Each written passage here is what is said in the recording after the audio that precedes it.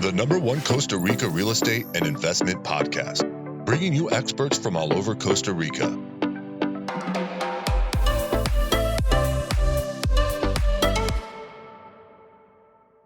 Good morning, guys, and welcome to episode 242 of Costa Rica Real Estate and Investments with me, your host, Richard Beckson. I'm sure quite a few of you are probably getting tired of hearing the same introduction just with another episode name, but maybe I'll try and mix it up at some point in the future. But anyway, got a new actual setup coming soon with mic and stuff, so hopefully the voice sound will get a lot better going forwards as well. But today we're going to talk with Jake Alexander. We've had Jake on the podcast a few times. Jake and I actually work together. He's an investment consultant over here at Costa Rica Real Estate and Investments. So any of you guys that were looking to make an investment in Costa Rica, whether that's real estate or building or land, etc., Jake's been with us for a couple of years. I've worked with him for maybe close to 10 years. He actually lives in Manuel Antonio, is a great resource. And just trying to get an update of kind of what's happening in the market, what's selling, what's not, what he thinks is a good investment, what he thinks you should probably stay away from as well. So remember, guys, if you do want to get in contact with Jake or even ourselves, our emails are very much similar. info@investingcostarrica.com. That's info@investingcostarrica.com. Jake's email is just jake@investingcostarrica.com. Also, all of his contact details are down in the description down below. Again, no obligation, guys, to book anything or buy anything with us. Just if you want to talk and be like, look, I'm thinking about doing this. What do you think? I've been in the country 20 years. I've seen people make $1 million. I've seen people lose $1 million. I've seen people make 10,000, lose 10,000. So, we have a real clear picture of what drives this country, what drives investment. So more than happy to chat with you about it. Again, info@investingcostarrica.com. But let's get straight into the podcast. Good morning, Jake. How you doing? Good morning, Rich. I'm doing great. Thanks for having me. How are you doing? Not at all, man. Absolute pleasure to have you on here. And it feels weird. We chat quite a bit, so it feels a little weird that we're on the podcast together. But I think it's good, for people to kind of see what's happening behind the curtain here when you and I chat.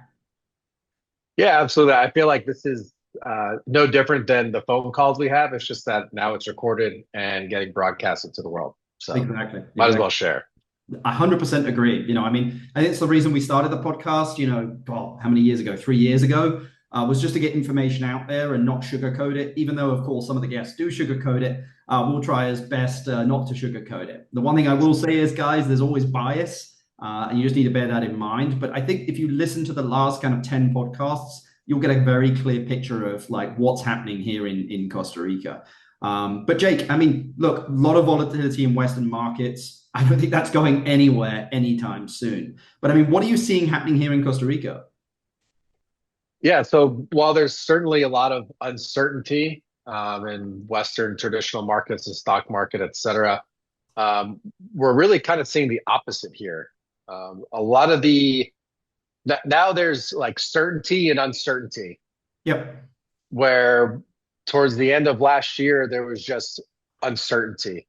Yep. And now that there's been that clarity, we're seeing a lot of movement down here, a lot of people buying property. Yeah. How would you describe the market? Because, every market's different, if that makes sense. Uvita is different to Manuel Antonio, which is different to Arenal, which is different to Santa Teresa, Nosara, Tamarindo, and all that up there. How would you describe some of which of those markets are buyers markets and which ones do you think are sellers markets?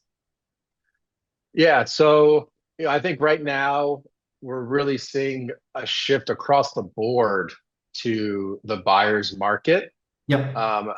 However, places where it's more so, I think are people who are looking for the potential relocation aspect of it, and in not necessarily the tourist hotspot.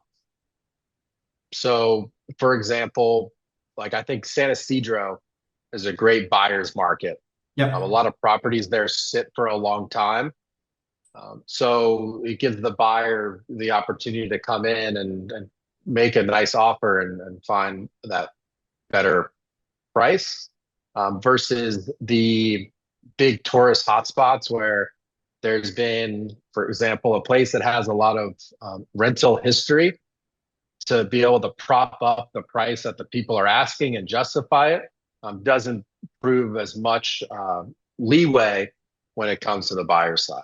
Okay. So I mean, if generally the market is a buyer's market, where is there anywhere that's a seller's market in your opinion? Where like, there's not much demand, like there's demand, but there's not much supply. I'd say among certain price ranges, Memo Antonio is pretty limited. Yep. You have a lot of stuff in the million plus range, but not a lot of stuff around four, five, 600K. Yep. So, bringing a property to market in that price range. But, even down in, for example, in Uvita, there's properties amongst all the different price ranges. Yeah. Yeah, I mean, look, from what I'm seeing from what it is, from what it is, I think that the majority of beach towns now are buyers markets, but there are certain communities or products that still seem to be pretty strong. I agree on the Manuel Antonio one. I think that that is definitely kind of like, depending on what you've got, can very much be a seller's market there as well, just because, its rentability is very good. I think Uvita is a very strong buyer's market. I think there was somebody mentioned the other day, there's over 100 homes that are over $1 million between, Dominicao and Ojochao. I agree on the San Isidro. Anywhere outside of tourist areas is a heavy buyer's market, and I think you can negotiate, owner finance, etc. I still think in some aspects, even though Nosada rentals are down, the higher end stuff in Nosada is still a little bit of a seller's market, especially in like K section. And there are certain sections and hotspots in those towns where it's really difficult to get a home. They're in walking distance to the beach. So it still is somewhat a seller's market there, because if you're spending $3 million on a home, like you've probably got, some good disposable or not disposable income, but some good wealth in order to do that. And then, of course, you've got like Papagayo, which is, an island on its own where the Four Seasons is and the Ritz-Carlton, etc. Um, but it's, yeah, you see these pockets like within these markets. So yeah, yeah. I mean, what areas of Costa Rica do you still think have opportunity? So I think one that I saw recently, I was just up in Salinas Bay and Playa Copal, and the Dreams there just sold to JW. It's going to be an all-inclusive JW Marriott, and there's a small boutique hotel that's going in near Playa Rajada. And I was staying in a container home Airbnb that the guy's selling for 165K.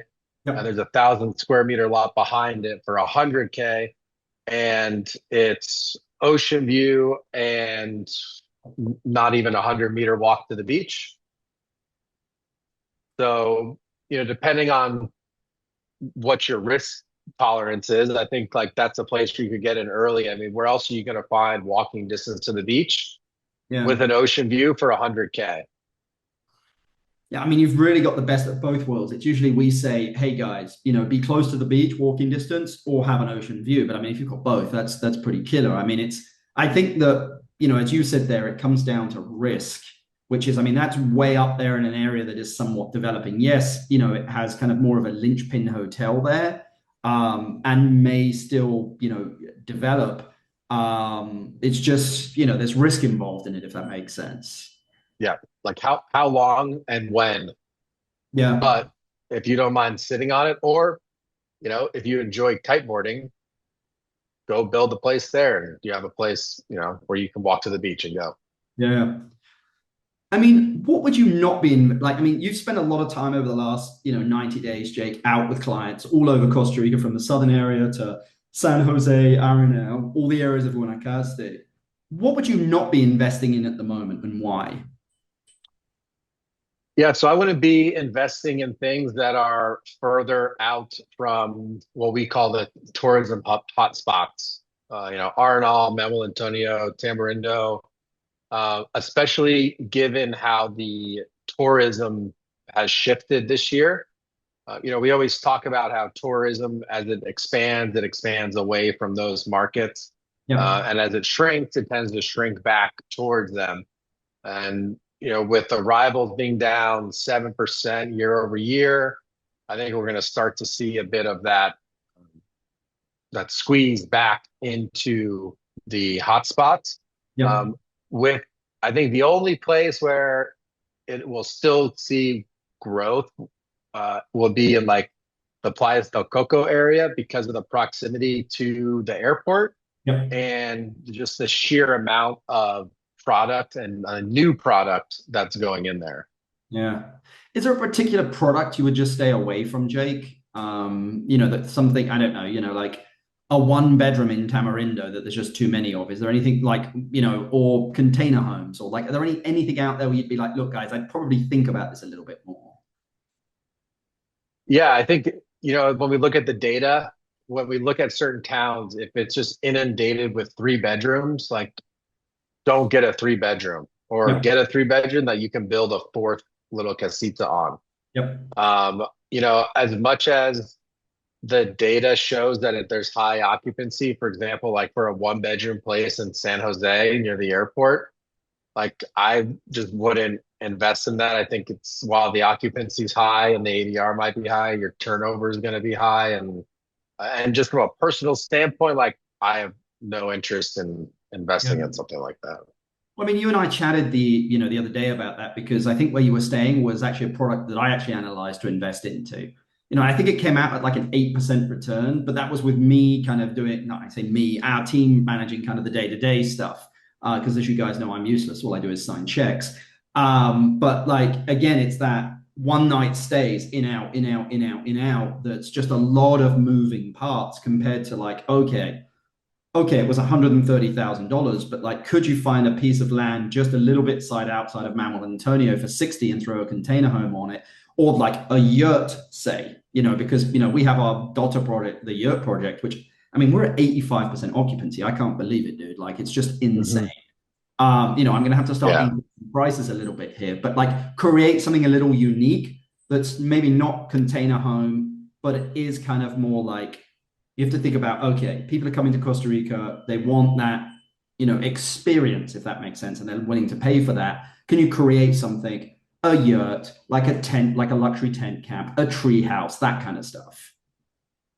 Yeah, it's just making the property unique in one way or another. And whether that's having a three bedroom house with a little casita on it or the entire product itself is unique, like the yurt, which works really well up in that area.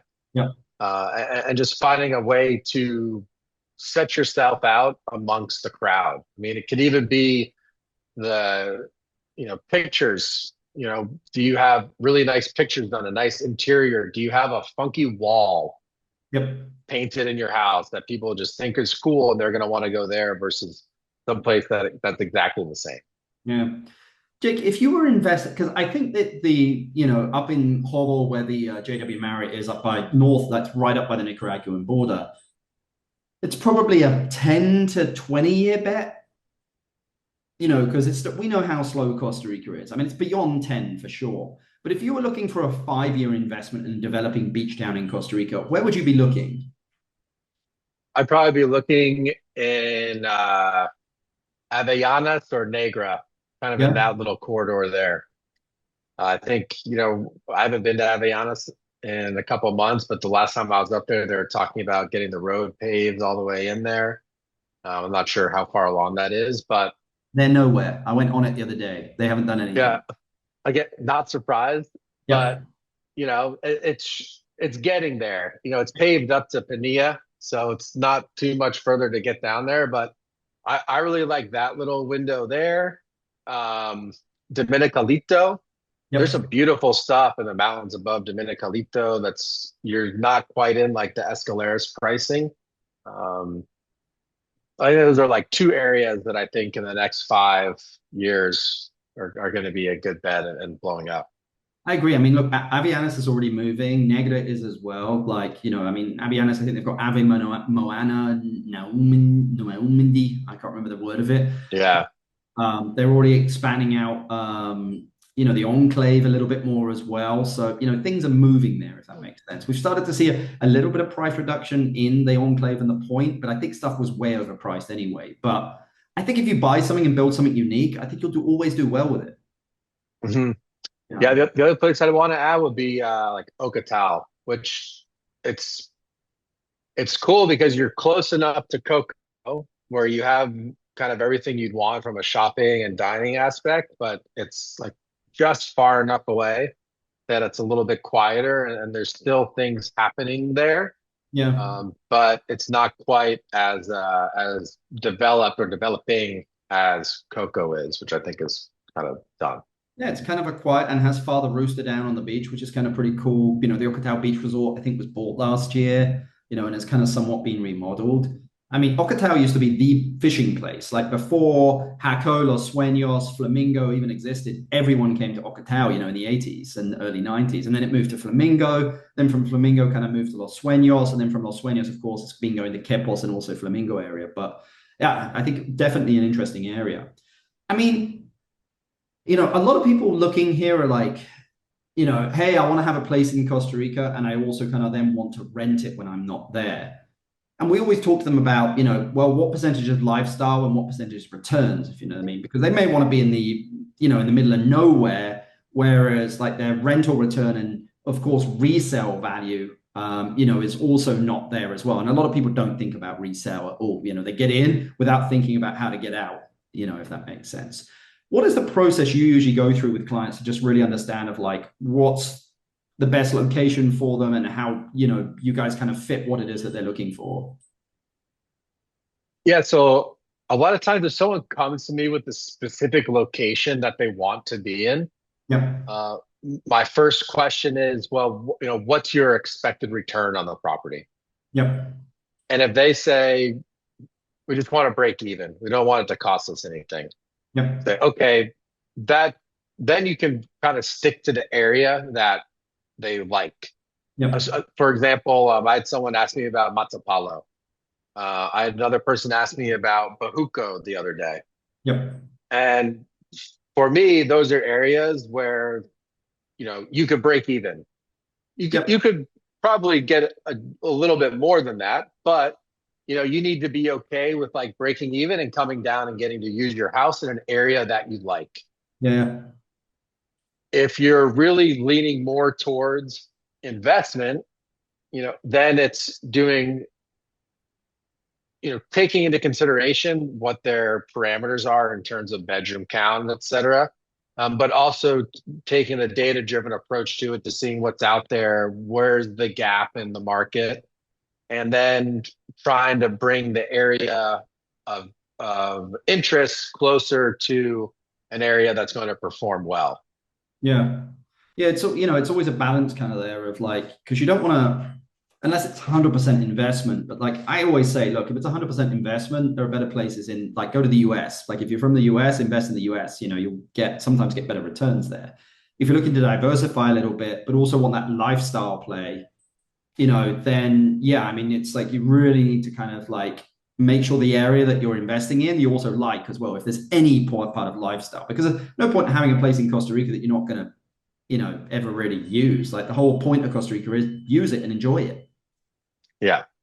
You know. Yeah. Like it even goes down to, you know, the flexibility from the initial capital investment that you need here versus what you could do in the States. You could go find a rental property along the beach somewhere in the Carolinas or Florida and get a traditional mortgage on it and much better financing options.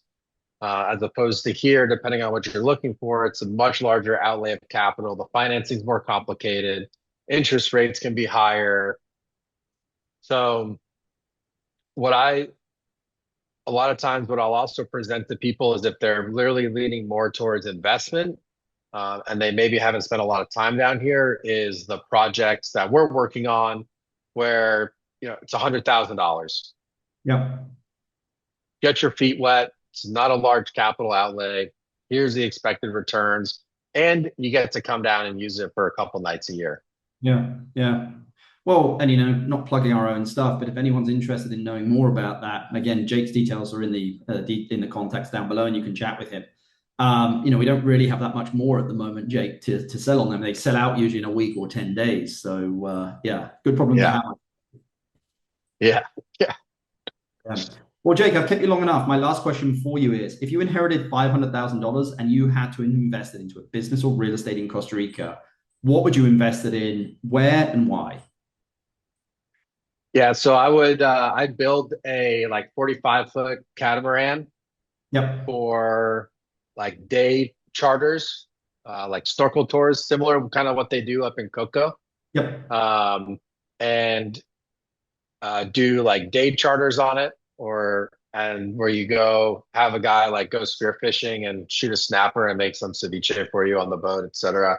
Wow. And cruise along down the coast, some swimming, make it like a nice kind of private high end experience versus the larger like party catamarans, or even here there's the wooden ship that goes out, which is a little bit more of an elevated whale watching, dolphin watching experience, Yep. but it's not quite like a private, owned boat with the stewardess feeding you drinks and making you food and some fresh Interesting. fish. Interesting, man. I mean, it's the first time I think maybe we had it a couple of years back from Christina that's over in Nosada because her husband was looking to do it, but that's the first time that we've had someone say that they do kind of like more of a catamaran boat style company. But I mean, the numbers. You had a fishing charter beforehand so that you kind of know it and how it works. Where would you do it in Costa Rica, Jake? I do it here in Memo Antonio Okay.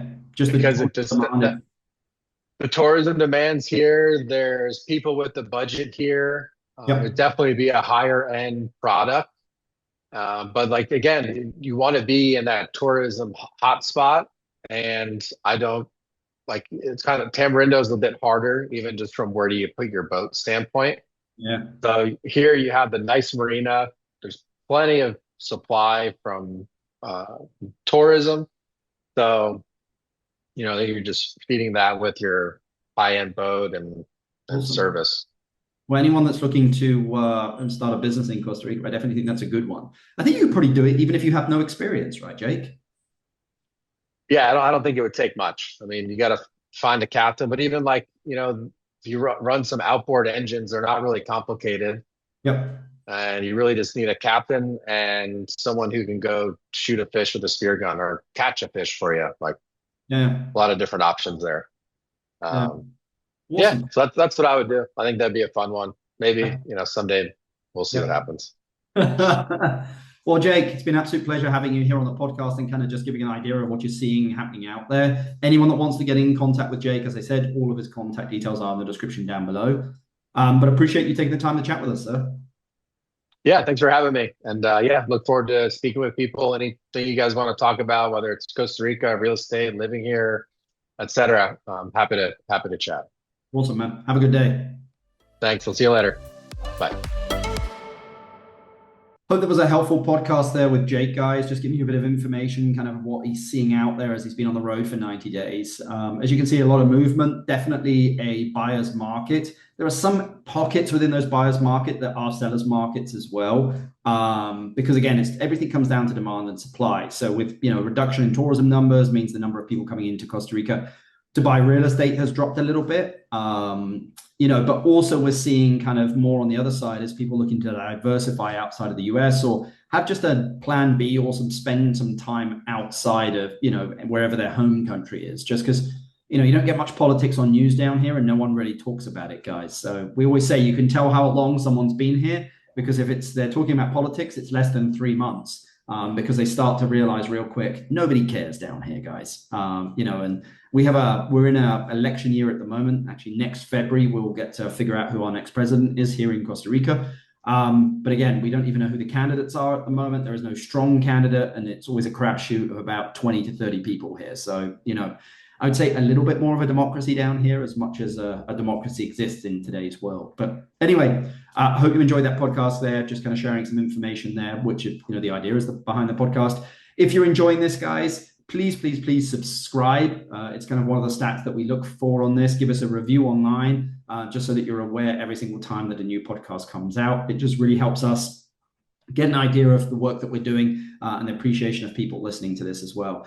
You can email us as well just to say hello, or if there's something you want us to cover, or if you have a question or anything, let us know. We get quite a few questions every single week. That's info@investingcostarica.com, info@investingcostarica.com, or just go into Google and type in Costa Rica investments. and you'll find us investing at CostaRica.com. But again, if you're looking to do anything here in Costa Rica, we're more than happy to chat with you. No obligation, guys. We're a sucker for helping people. So just all the contact details are down in the description down below. But until the next podcast, we'll catch you later. Bye. The #1 Costa Rica real estate and investment podcast, bringing you experts from all over Costa Rica.